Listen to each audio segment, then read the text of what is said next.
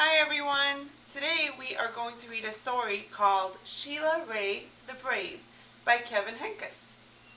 Sheila Rae wasn't afraid of anything. She wasn't afraid of the dark. She wasn't afraid of thunder and lightning.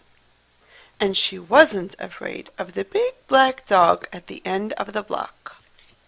At dinner, Sheila Rae made believe that the cherries in her fruit cocktail were the eyes of dead bears, and she ate 5 of them. At school, Sheila Rae giggled when the principal walked by, and when her classmate Wendell stole her jump rope during recess, Sheila Rae tied him up until the bell rang. "I am very brave," Sheila Rae said, patting herself on the back. Sheila Rae stepped on every crack in the sidewalk without fear. When her sister Louise said there was a monster in the closet, Sheila Rae attacked it, and she rode her bicycle no-handed with her eyes closed. "Yay, yay, Sheila Rae!" her friends yelled, clapping their hands.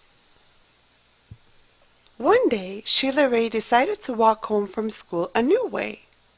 Louise was afraid to. "You're too brave for me," Louise said. "You're always such a scaredy cat," Sheila Rae called. "Am not," whispered Louise. Sheila Rae started off skipping. "I am brave," she sang. "I am fearless." She stepped on every crack.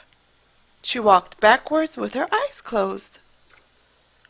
She growled at stray dogs and bared her teeth at stray cats. And she pretended that the trees were evil creatures.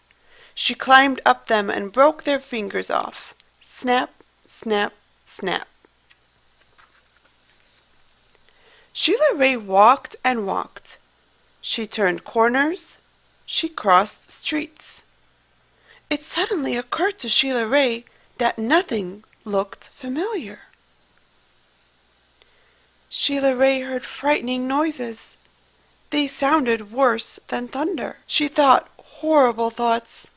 They were worse than anything she had ever imagined. "I am brave," Sheila Rae tried to convince herself. "I am fearless." The sounds became more frightening. The thoughts became more horrible. Sheila Rae sat down on a rock and cried. "Help!" she sniffed. The thought of her mother and her father and Louise. "Mother! Father! Louise!" she cried. "Here I am," a voice said. "Louise!" Sheila Rae hugged her sister.